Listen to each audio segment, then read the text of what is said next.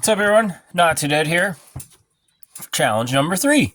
This one here is Shim&Wesson. It's a Smith&Wesson challenge. And, yeah, as the title entails, it's going to be some shim action on our Smith&Wesson handcuffs.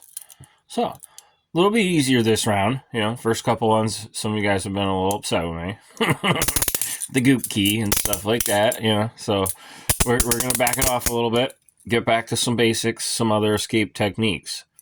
So when you originally shim open a handcuff, I'll show you guys kind of what happens here.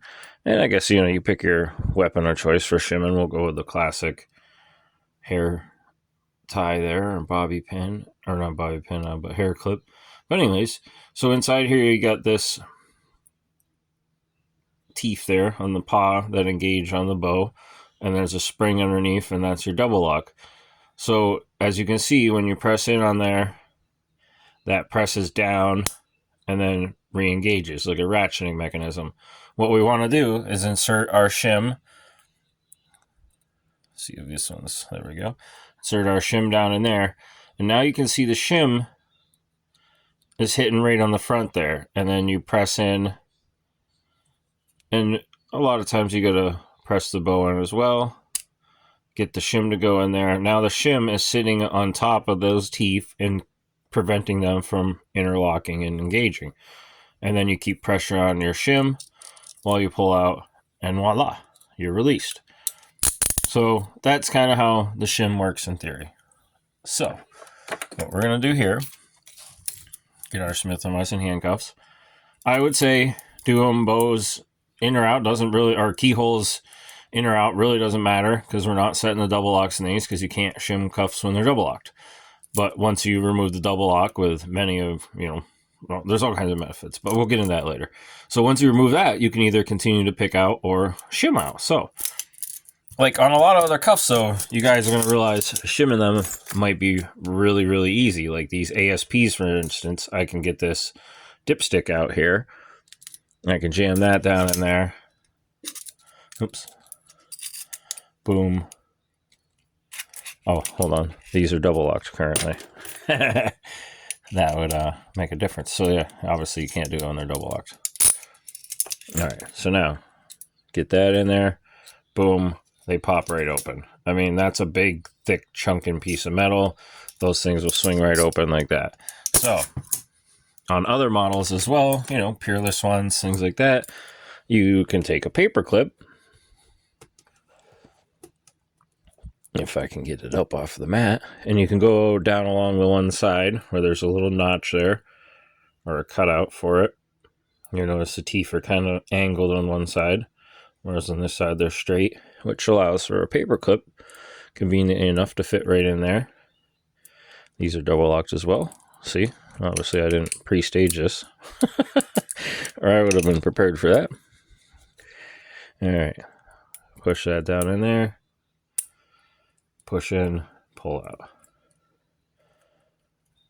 with the paper clip. Well, these exploits will not work on the Smith&Wesson, at least with those kind of tolerances. There is no way to get a paper clip down in there, maybe a tiny one. There's no gap on the side. There's no gap down there. So you might be wondering, well, how the heck do we get those? Well, not a paper clip. You can use factory shims. You can, you know, use a dollar bill, a nice crisp dollar bill. If you work that down through there, it will work. Takes a little bit of patience. Kind of make a nice little fold. Ride it around the outside here. And I'm going to give like a little bit more of a tip video later on down the week if people are having a hard time with this. You know what I mean? And struggle and whatnot.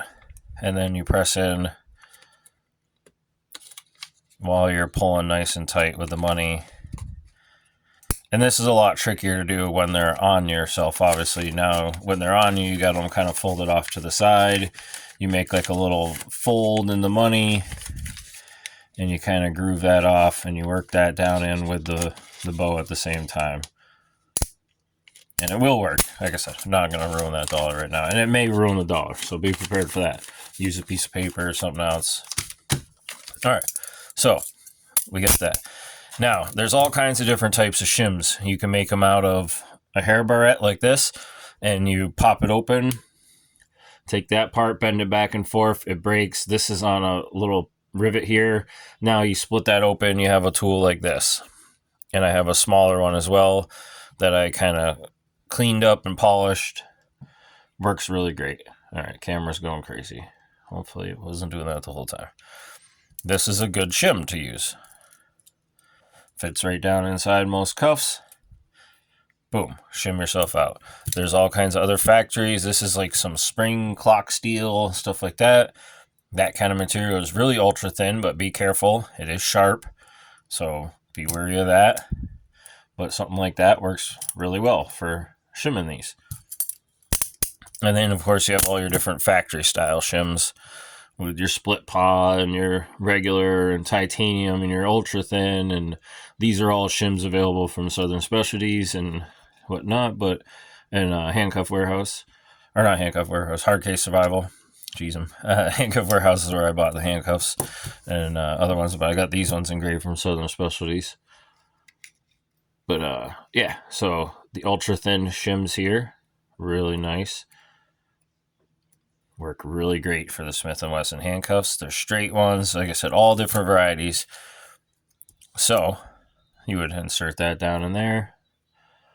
Boom. Really good way to do that. All right, so to do the challenge, like I said, keyholes in, out, doesn't matter. Bows up will make it easier for you. So if you want to do it down, whatever, but it's easier up to show on camera as well, and also just to see what's going on, access everything. So we have them set there.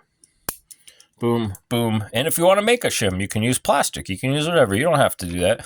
If you want to get your Shacklemen set out and you have all your shims in here with the handles and everything else, feel free to use one of those shims. If you want to use the double-sided shim here, all these shims are, acceptable.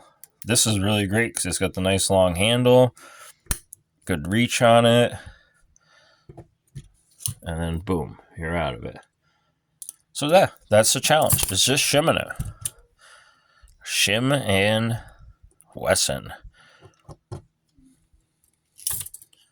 And like I said, if you guys need a tip video, there will be that later on in the week.